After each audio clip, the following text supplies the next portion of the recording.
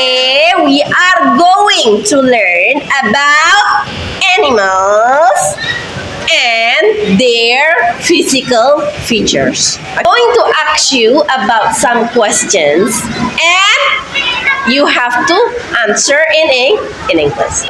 Have you ever been to the zoo? You know zoo? Zoo is a place where you can see many animals. You know?